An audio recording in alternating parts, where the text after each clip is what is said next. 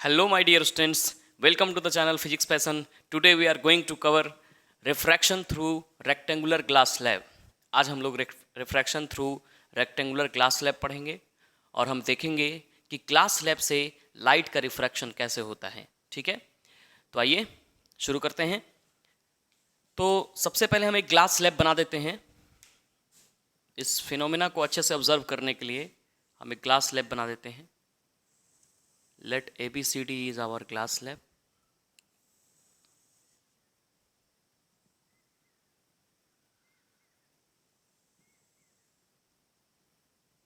A,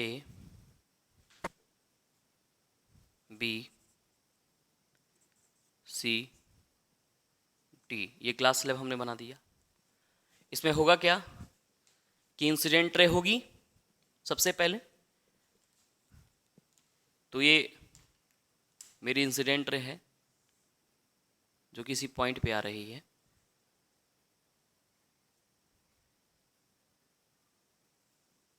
ये normal हो गया N1, this is incident ray और this angle I is angle of incidence. तो ये जो मीडियम होगा ये मीडियम डेंसर मीडियम होगा। With respect to this medium, ये मीडियम एयर है तो ये रेयर मीडियम होगा, है ना। ये ग्लास है तो डेंसर मीडियम होगा और ये एयर है तो ये रेयर मीडियम होगा। तो इसको मैं ग्लास लिख देता हूँ और ये मेरा क्या है, एयर है। ठीक है, तो लाइट किसी एंगल पे आ रही है तो ये एंगल ऑफ इंसिडेंस हो जाएगा और रिफ्रैक्शन होगी, क्योंकि ये रेयर मीडियम से जब लाइट डेंसर मीडियम में आती है तो टुवार्ड्स द नॉर्मल बेंड करती है। तो लाइट का बेंडिंग कुछ ऐसे होगा, ऐसे ऐसे बेंडिंग होगा लाइट का। ठीक है, ये इंसिडेंट रे, ये बन जाएगी रिफ्रैक्टेड रे। फिर जिस पॉइंट ऑफ इंसिडेंस पे टकराएगी वहाँ पर भी एक नॉर्मल होगा। ठीक है, और ये अगर पुराने वाले रेस को अगर आप अच्छे से ऐसे बढ़ाएं, ठीक है, तो ये जो नई वाली रे होती है ना, जो एंगल ऑफ यहाँ पे आप जो देख रहे हैं ये वाली रिफ्रैक्टेड रे जो आप देख रहे हैं, तो refracted ray becomes parallel to after becomes parallel to incident ray, previous incident ray when it produce in forward direction. तो ये जो रे है ये क्या हो जाएगी, ये एकदम इस रे के पैरेलल हो जाएगी। ठीक है, तो बच्चे यहाँ पर नोटिसेबल बात यह है कि इंसिडेंट रे जो है अगर आप उसको आगे बढ़ा रहे हो तो इमर्जेंट रे क्या हो रही है, उसके पैरेलल हो रही है। जिस एंगल पे लाइट आई है उस एंगल को हम एंगल ऑफ इंसिडेंस कहेंगे और ये वाला एंगल जो आप देख रहे हैं ये R है, एंगल ऑफ रिफ्रैक्शन, और ये भी एंगल R हो जाएगा, एंगल ऑफ रिफ्रैक्शन। बिकॉज कि अगर दो लाइंस अगर ऐसे पैरेलल हैं, ठीक है, तो ये वाला अगर एंगल R है तो ये भी एंगल R होगा अल्टरनेट इंटीरियर एंगल से। किस फिनोमिना से, कौन से एंगल से, अल्टरनेट इंटीरियर एंगल से। ये दोनों एंगल बराबर होंगे, क्योंकि अगर दो लाइंस पैरेलल होती हैं और उन्हें जब कोई ट्रांसवर्सल कट करता है तो आई जो ये वाला एंगल है ये R is equal to R, ये हो जाएगा because of alternate interior angle से। और इमर्जेंट रे नॉर्मल के साथ जो एंगल बनाती है उसे हम क्या कहेंगे, E। क्या कहेंगे, E कहेंगे। E हो गया, तो इसको हम कहेंगे इंसिडेंट रे। इसका नाम रख देते हैं A O, इसका मैंने नाम रख दिया B, ऐसे इसको बोल दिया मैंने C, और ये मेरा D, और इसको हमने N2 बोल दिया, नॉर्मल 2 यहाँ पे बोल देता हूँ। ठीक है, समझ रहे हो। तो अब इसमें क्या है, कुछ पॉइंट्स का नाम लिखना पड़ेगा। क्या लिखना पड़ेगा, सबसे पहले AB रे बतानी पड़ेगी क्या है, तो AB इंसिडेंट रे हो गई। फिर उसके बाद ये वाली N1 बतानी होगी क्या है, तो normal at CD surface.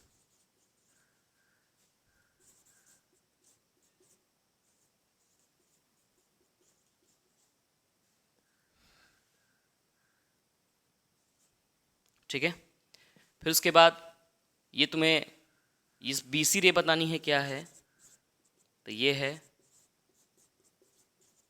Refracted रे, BC रे जो है वो रिफ्रैक्टेड रे है, और जो CD रे है वो है इमर्जेंट रे। ठीक है, फिर उसके बाद एंगल I जो है एंगल ऑफ इंसिडेंस है,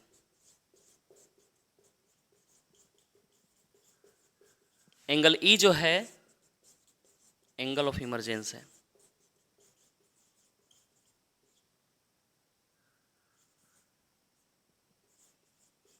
और एंगल R जो है वो एंगल ऑफ रिफ्रैक्शन है। समझ में आया? और N2 जो है, N2 मेरा क्या है, नॉर्मल एट AB सरफेस। ठीक है, तो ये सारे इसके रेज जब आती है तो इंसिडेंट रे होती है। इंसिडेंट रे को हमने ऐसे लिखा, N1 का मतलब हुआ कि जो CD सरफेस पे नॉर्मल है उसको हमने N1 कहा। फिर उसके बाद जो BC है वो रिफ्रैक्टेड रे है, रिफ्रैक्टेड रे बेंडिंग रे जिसको हम बोलते हैं, इसी का रिफ्रैक्शन हुआ है। I जो है एंगल ऑफ इंसिडेंस है, ये वाला एंगल। E जो है एंगल ऑफ इमरजेंस है, और R जो है एंगल ऑफ रिफ्रैक्शन है, ये वाला R। और ये R और ये R क्या होगा, दोनों बराबर होगा। ठीक है, और एक और चीज है, इन दोनों बीच का जो इसके इन दोनों के बीच का जो डिस्टेंस है ये वाला,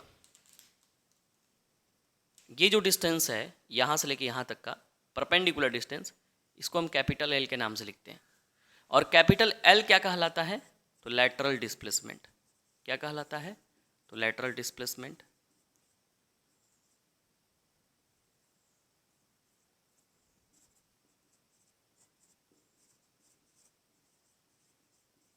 ये लैटरल डिस्प्लेसमेंट कहलाता है। क्लियर है?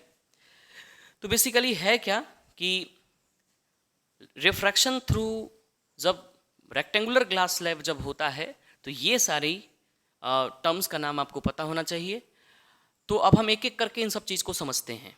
सबसे पहले क्या होता है ये हम समझते हैं। जब लाइट रे इंटर करती है ग्लास स्लैब में तो इमरजेंट रे पैरेलल हो जाती है इंसिडेंट रे के, but it is shifted sideward slightly. तो हम लिख सकते हैं when light rays enter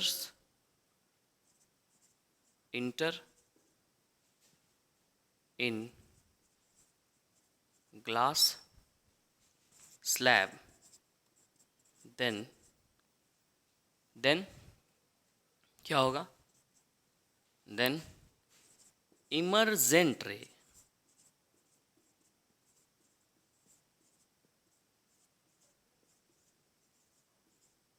become parallel to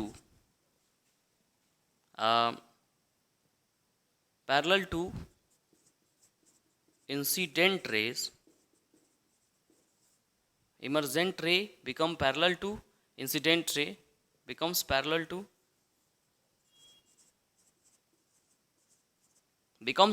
incident ray when it is shifted, it is produced in forward direction. पहली चीज ये है, फिनोमेना हम जो देखते हैं कि जो इमर्जेंट रे होती है वो पैरेलल हो जाती है किसके, देखिए इंसिडेंट रे, ये भी इंसिडेंट रे है ना, जब इसको आप आगे बढ़ाओगे, ये मेरा एक्चुअल रेज का, ये मेरा एक्चुअल इंसिडेंट रे का पाथ होना चाहिए। तो जब आप इसको आगे बढ़ा रहे हो, है ना, तो सॉरी ये तो मैंने पॉइंट्स का नेमिंग जो दिया था इसको PQRS कर लेते हैं। ये सब ABCD हो गया था, तो ये मैं PQRS कर लेता हूँ, कोई दिक्कत नहीं है। तो मेरा PQRS जो है वो ग्लास स्लैब है। तो जो AB इंसिडेंट रे है, अगर आप सीधे उसको प्रोड्यूस करते हो तो ये हो जाएगा प्रोड्यूस्ड इंसिडेंट रे। और जो इमर्जेंट रे है यहाँ पे CD जो तुम देख रहे हो, तो AB इंसिडेंट रे और प्रोड्यूस्ड AB इंसिडेंट रे और CD क्या हो रहा है, पैरेलल हो रहा है। तो वही बात लिख रहा है कि when light rays enter in glass slab, जब लाइट रे ग्लास स्लैब में इंटर करती है, then emergent ray becomes parallel to incident ray which is produced, है ना, जो कि प्रोड्यूस किया जाता है इन फॉरवर्ड डायरेक्शन, है ना। तो ये भी हम लिख सकते हैं। ये पहला पॉइंट जो है हम लोग का क्लियर है। दूसरा पॉइंट लिखेंगे,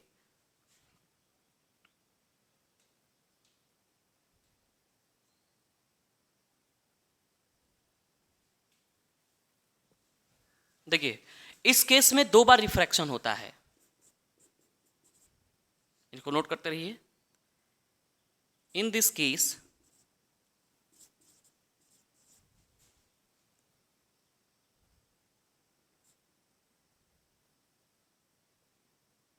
the refraction phenomena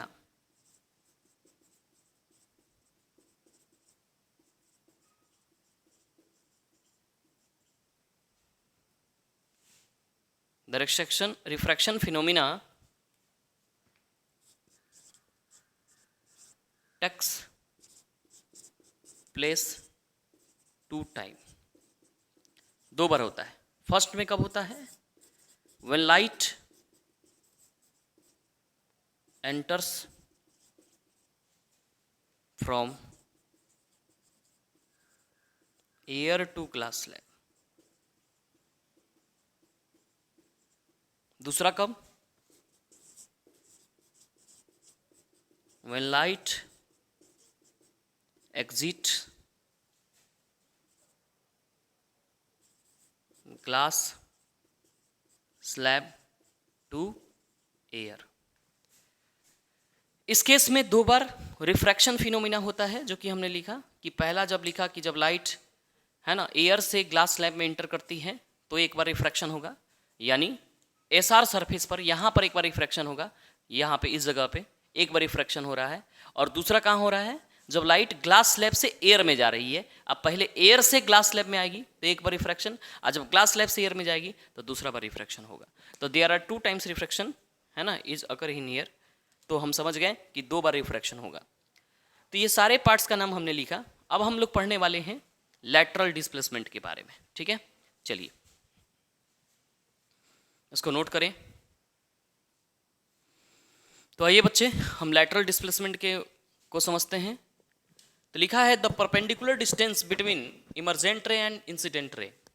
ये इमर्जेंट रे है मेरा, ये जो आप देख रहे हैं ये मेरा इमर्जेंट रे है, ये वाला ये इमर्जेंट रे है और इंसिडेंट रे है।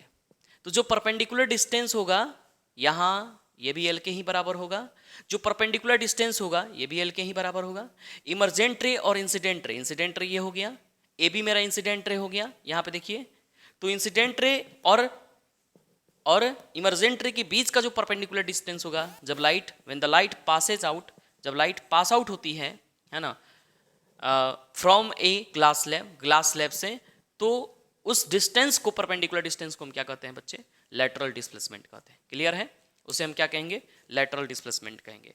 अब हम ये पढ़ने वाले हैं कि लैटरल डिस्प्लेसमेंट जो है किन किन चीज़ों पे डिपेंड करता है, ठीक है। तो लैटरल डिस्प्लेसमेंट सबसे पहले डिपेंड करता है कि अगर आप एंगल ऑफ इंसिडेंस आई का मान बढ़ाते हो, ठीक है, अगर आप angle of incidence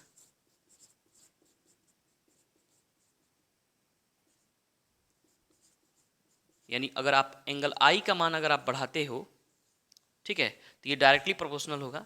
angle of incidence is directly proportional to the lateral displacement, है ना, लैटरल डिस्प्लेसमेंट। अगर आप ये वाला एंगल का मान बढ़ाते हो, ये वाला एंगल का मान अगर आप बढ़ाते हो इस तरह से, तो ये लैटरल डिस्प्लेसमेंट, ये दूरी बढ़ती जाएगी, ये दूरी जो है ये गैप बढ़ती जाएगा, ये गैप जो है वो बढ़ते जाएगा। तो अगर आप आई का मान बढ़ाओगे, एंगल ऑफ इंसिडेंस का मान बढ़ाओगे, तो ये गैप बढ़ता जाएगा, ये दूर होती जाएंगी, तो यानी लैटरल डिस्प्लेसमेंट बढ़ता जाएगा, ठीक है। दूसरी चीज रिफ्रैक्टिव इंडेक्स जो होगा, जिसे हम म्यू से लिखते हैं या एन से लिखते हैं, वो डायरेक्टली प्रोपोर्शनल होगा लैटरल डिस्प्लेसमेंट के। अभी हम लोग रिफ्रैक्टिव इंडेक्स नहीं पढ़े हैं, लेकिन मैं आपको बता दूं, रिफ्रैक्टिव इंडेक्स लाइट की बेंडिंग को शो करता है। लाइट जो ज्यादा बेंड कर रहा है उस मटेरियल, उस सब्सटेंस का रिफ्रैक्टिव इंडेक्स ज्यादा होता है। लाइट जो कम बेंड कर रहा है उसका रिफ्रैक्टिव इंडेक्स कम होता है। तो जब बेंडिंग ज़्यादा करेगा, सोचिए अगर लाइट को खूब बेंडिंग करेगा तो ये नीचे आ जाएगा, ये बेंडिंग कर दिया, ठीक है। इंसिडेंट रे आया, इसको ज़्यादा बेंड कर दिया तो ये क्या होगा, डिस्टेंस बढ़ जाएगा इनके बीच में, है ना। तो ये लैटरल डिस्प्लेसमेंट के क्या होता है, डायरेक्टली प्रोपोर्शनल होता है। थर्ड में हम बात कर रहे हैं, थर्ड जो है थिकनेस अगर बढ़ेगा, है ना, ग्लास स्लैब का अगर थिकनेस बढ़ा दीजिएगा, थिकनेस का मतलब अगर मोटाई बढ़ा दीजिएगा तो भी लैटरल डिस्प्लेसमेंट बढ़ जाता है। लैटरल डिस्प्लेसमेंट किन फैक्टर पे डिपेंड कर रहा है, अगर थिकनेस बढ़ा दीजिएगा, ग्लास स्लैब मोटा कर दीजिएगा तो भी लैटरल डिस्प्लेसमेंट बढ़ जाएगा। फोर्थ, ठीक है, वेवलेंथ जो होता है, वेवलेंथ अगर आप नहीं जानते हैं तो समझ ले, थोड़ा सा याद कर ले इस बात को, मैं आपको समझाऊंगा। वेवलेंथ जो है इसके इन्वर्सली प्रोपोर्शनल होता है लैटरल डिस्प्लेसमेंट। तो 1/LD लिखा हूं मैं। Wavelength is inversely proportional to lateral displacement, यानी रेड कलर का वेवलेंथ ज़्यादा होता है। वेवलेंथ का मतलब होता है कि लाइट जो है उसकी स्पीड ज़्यादा होगी और दूसरी चीज़ वो बेंड होने की फिनोमिना उसमें नहीं होगी, है ना। तो वेवलेंथ, सबसे ज़्यादा वेवलेंथ किसका होता है, रेड का, तो रेड का लैटरल डिस्प्लेसमेंट कम होगा, ठीक है। तो हमने लिखा कि wavelength is inversely proportional to lateral displacement. तो मैंने लिखा कि वायलेट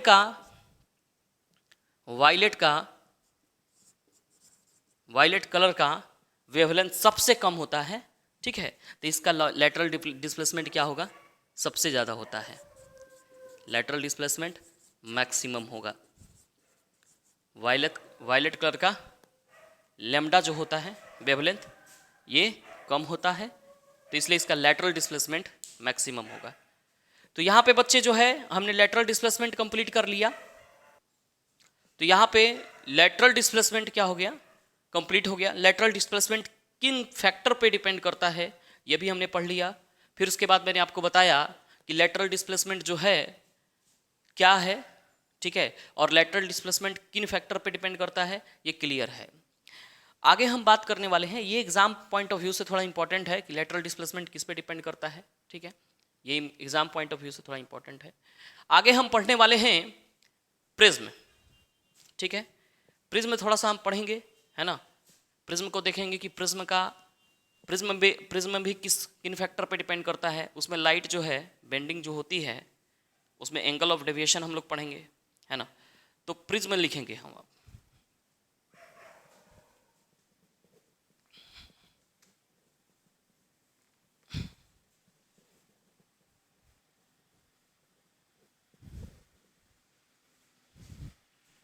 प्रिज्म पढ़ेंगे तो जो प्रिज्म का सिंपल सा डायग्राम है वो कुछ ऐसा बनेगा।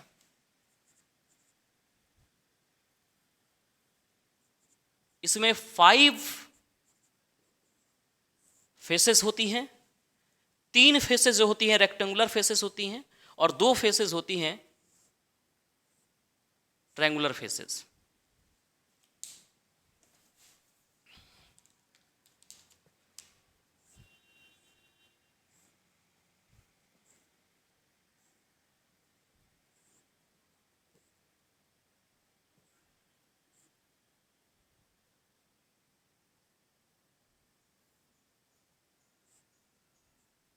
चलिए समझते हैं, बन गया फिगर।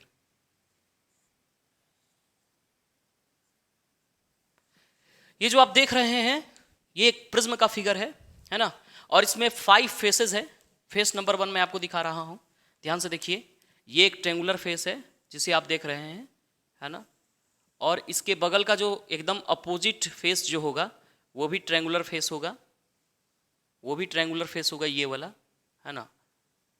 और ये जो बाकी 3 फेसेस हैं वो रेक्टेंगुलर फेसेस हैं, जैसे आप देख सकते हैं। ये एक फेस हमारा रेक्टेंगुलर फेस होगा, ये वाला फेस रेक्टेंगुलर फेस होगा। फिर उसके बाद नीचे का जो देख रहे हैं ये कहलाएगा बेस ऑफ द प्रिज्म, ये वाला कहलाएगा बेस ऑफ द प्रिज्म, ठीक है, रेक्टेंगुलर फेसेस, ठीक है ये। और ये जो आप देख रहे हैं इसको हम कहेंगे एंगल ए, और ए क्या कहलाएगा, एंगल ऑफ द प्रिज्म। तो इसी प्रिज्म के डायग्राम को एक 2D फिगर में जब हम बनाएंगे तो इसको ऐसे रख के पीछे से ऐसे जब दबाएंगे तो ये फिगर कुछ ऐसा दिखेगा आपको, है ना। 2D फिगर में इसको हम ऐसे बनाएंगे, ठीक है। तो ये मेरा एंगल ए हो गया, एंगल ऑफ प्रिज्म। ये BC मान लीजिए, इसको BC बेस हो गया, ये वो BC है ना, जो आप देख रहे हैं। तो इसको जब फ्रंट लुक जो होगा प्रिज्म का, फ्रंट लुक जब देखिएगा तो कुछ ऐसा दिखेगा 2D शेप में ये, है ना। तो इस तरह से हमने देखा कि प्रिज्म में 5 फेसेस होती हैं और ये एंगल ऑफ प्रिज्म कहलाता है, और ये BC क्या है, बेस ऑफ प्रिज्म कहलाता है। तो अब हम बात करने वाले हैं कि जब रिफ्रैक्शन थ्रू प्रिज्म होता है तो लाइट का क्या बिहेवियर होती है, क्या प्रॉपर्टी होती है। लाइट ऐसे जाती है, फिर बेस की तरफ मुड़ जाती है और फिर इमर्ज होती है अदर फेसेस से। चलिए, तो हमें सबसे पहले आज देखना है, इसको हम मिटाएंगे। आप लोग इसका डायग्राम बना ले पहले, इसमें 5 फेसेस लिख लें आप, ऐसे होता है 5 फेसेस होती हैं। 2 ट्रायंगुलर फेस और एक जो होता है 3 जो होता है rectangular face.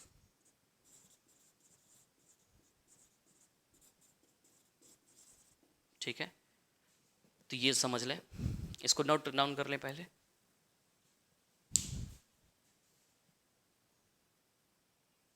Refraction through prism में बात कर रहे हैं तो हम बनाएंगे सबसे पहले ये प्रिज्म।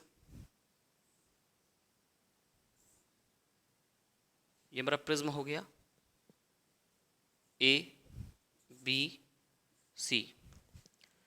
ये मेरा इंसिडेंट रे होगा, ये जो रे आएगी ये इंसिडेंट रे होगी, और incident ray coming toward the surface AB।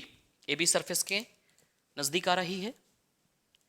तो जब यहाँ पे स्ट्राइक करेगी तो यहाँ पे एक नॉर्मल बनेगा, जिसको मैं ऐसे डॉटेड लाइन से दिखा रहा हूँ। ये नॉर्मल N1 है। तो ये रे जो है, जब ये रेयरर मीडियम से डेंसर मीडियम में जब जाएगी, ये मेरा डेंसर मीडियम हो गया, तो नॉर्मल की तरफ मुड़ेगी। तो जो मेरा एक्चुअल पाथ होगा इंसिडेंट रे का वो कुछ ऐसा होगा, ठीक है। और जो मेरा इंसिडेंट रे है वो नॉर्मल की तरफ बेंड होगी तो कुछ ऐसे बेंड हो जाएगी, ठीक है। फिर ये यहाँ पे स्ट्राइक करेगी। तो इस पॉइंट ऑफ इंसिडेंस के लिए मैं एक और नॉर्मल ड्रॉ करूंगा, और वो नॉर्मल है कुछ ऐसा, ऐसा नॉर्मल है, ठीक है। अब यहाँ पे क्या होगा, इसको हम N2 लिखेंगे, ये ऐसे बाहर हो जाएगी, इमर्ज आउट हो जाएगी। तो ये एंगल ऑफ इमरजेंस कहलाएगा, ये एंगल ऑफ इंसिडेंस कहलाएगा, ठीक है। समझ में आ रहा है? तो इस तरह से। तो सबसे पहले हम इस सब का नाम रख देते हैं। इसका नाम P Q R S। तो यहाँ पे क्या करना है मुझे, PQ का नाम क्या होगा, इंसिडेंट रे। QR का नाम क्या होगा, रिफ्रैक्टेड रे।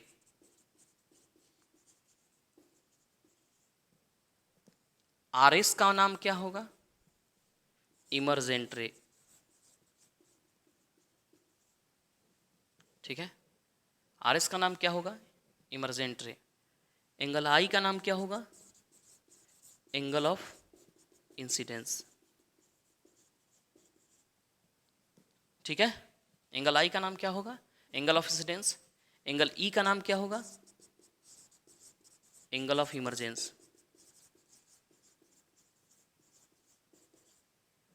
एंगल ऑफ इमरजेंस, ठीक है।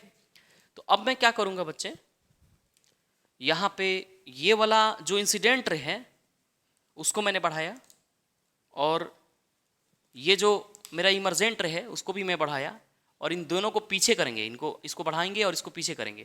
तो ये जो एंगल बनेगा जो आप देख रहे हैं ये डेल्टा कहलाएगा। क्या कहलाएगा, डेल्टा। तो डेल्टा क्या होगा मेरा, ये मेरा होगा angle of deviation. Angle of deviation यानी रे अपने एक्चुअल पाथ से कितना एंगल मुड़ गई, ठीक है। तो उसे हम कहेंगे एंगल ऑफ डेविएशन। जैसे आप इसमें देख सकते हैं, ये कोई प्रिज्म फिर मैंने बनाया, इसमें इंसिडेंट रे कैसे गया, ये इधर बेंड हुआ फिर इधर ऐसे निकला। यहाँ पर नॉर्मल बनाइएगा तो नॉर्मल ऐसा बनेगा, ठीक है। यहाँ भी नॉर्मल बनाइएगा तो नॉर्मल ऐसा बनेगा। लेकिन जब आप इस इंसिडेंट रे को आगे बढ़ाइए इन फॉरवर्ड डायरेक्शन, इंसिडेंट रे को आप फॉरवर्ड डायरेक्शन बढ़ाइए और एंगल ऑफ ये जो मेरा इमर्जेंट रे है इसको बैकवर्ड बढ़ाइए, तो ये वाला जो एंगल बनेगा आपका वो क्या होगा, एंगल ऑफ डेविएशन कहलाएगा। ये एंगल ऑफ डेविएशन समझ में आ गया। यानी लाइट है तो लाइट ऐसे गई और ऐसे गई, तो ये वाला रेज ऐसे और ये वाला रेज, इन दोनों के बीच का जो ये एंगल है वो एंगल ऑफ डेविएशन कहलाएगा। यानी कितना लाइट रेज अपने पाथ से मुड़ गई है, लाइट रेज अपने पाथ से कितना मुड़ गई है वो एंगल ऑफ डेविएशन कहलाता है, ठीक है। तो एंगल ऑफ डेविएशन क्या है कि जब आप इंसिडेंट रे को फॉरवर्ड डायरेक्शन में बढ़ाते हो और इमर्जेंट रे को आप बैकवर्ड डायरेक्शन में बढ़ाते हो और उन दोनों के इंटरसेक्शन से जो एंगल बनता है वो एंगल ऑफ डेविएशन कहलाता है। और एंगल ऑफ डेविएशन ये बताता है कि मेरी इंसिडेंट रे कितनी डिग्री, मतलब कितना डिग्री मुड़ गई है ना, डेविएट हुई है, तो ये डेविएशन को बताता है ना। नोट डाउन करिए इसे।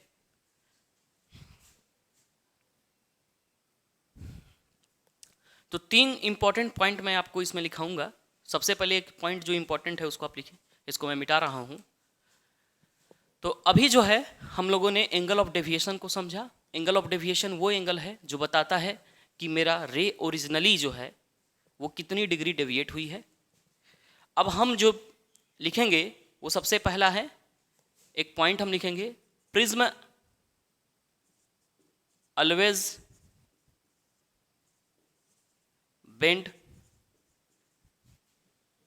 bends the light towards its base। Prism हमेशा लाइट को अपने बेस की तरफ ही मोड़ता है। ये आपको समझ में आया? प्रिज्म हमेशा लाइट को बेस की तरफ ही मोड़ता है, ये बात आपको समझ में आ गया। दूसरा हम लिखने वाले हैं कि angle of incidence depends on the following factor। Angle of incidence, एक minute,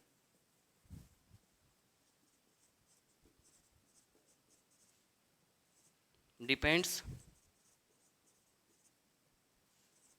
on the following factors. किन किन फैक्टर पे डिपेंड करती है तो इसको हम लिखेंगे। सबसे पहले अगर एंगल ऑफ इंसिडेंस बढ़ेगा यानी एंगल आई बढ़ेगा तो ये डेल्टा का मान बड़ा हो जाएगा, ठीक है। तो हम लिखेंगे इसमें पहला, एंगल ऑफ इंसिडेंस के क्या होगा, ये डायरेक्टली प्रोपोर्शनल होगी। यानी एंगल आई का मान अगर बढ़ेगा तो एंगल ऑफ इंसिडेंस का मान, डेविएशन का मान भी क्या होगा, बढ़ेगा। दूसरा, रिफ्रैक्टिव इंडेक्स। रिफ्रैक्टिव इंडेक्स क्या है? लाइट की बेंडिंग कैपेसिटी किस मीडियम के पास ज़्यादा है उसका रिफ्रैक्टिव इंडेक्स ज़्यादा होता है। तो अगर रिफ्रैक्टिव इंडेक्स बढ़ेगा तो बेंडिंग ज़्यादा होगा, इसकी वजह से एंगल ऑफ डेविएशन भी ज़्यादा होगा। अगर ये ज़्यादा बेंड हो जाएगी तो ये एंगल ऑफ डेविएशन भी ज़्यादा होगा। तो refractive index of the medium index is directly proportional to angle of deviation, ये n और म्यू बोल सकते हैं इसको। थर्ड है, अब रिफ्रैक्टिव इंडेक्स हो गया, थर्ड है angle of prism angle.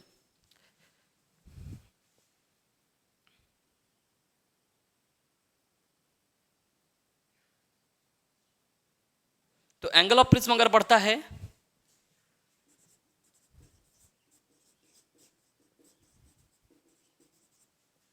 Prism अगर बढ़ता है तो एंगल ऑफ डेविएशन भी बढ़ता है।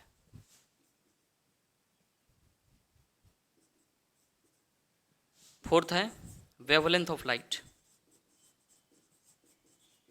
वेवलेंथ ऑफ लाइट के ये इनवर्सली प्रोपोर्शनल होगा। क्यों? वेवलेंथ ऑफ लाइट का मतलब होता है सिंपली कि लाइट का मतलब लाइट जो है उसकी वेवलेंथ का मतलब होता है कि इसका स्पीड ज़्यादा होगा, और जिसका स्पीड ज़्यादा होगा वो बेंड नहीं होगा।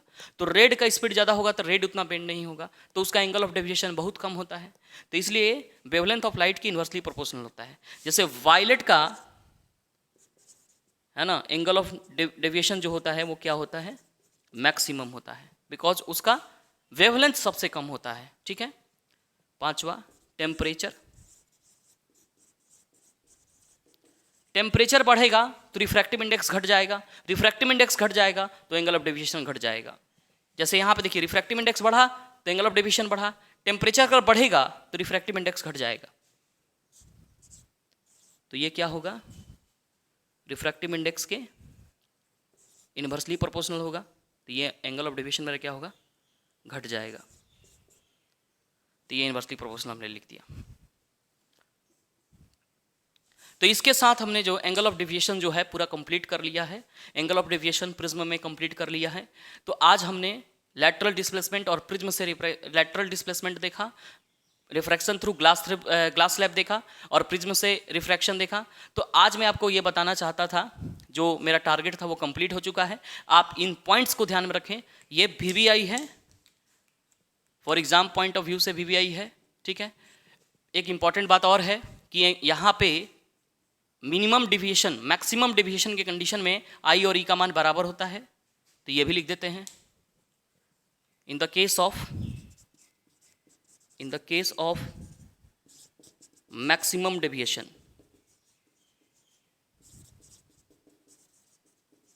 एंगल I जो होता है वो एंगल E के बराबर होता है। ठीक है।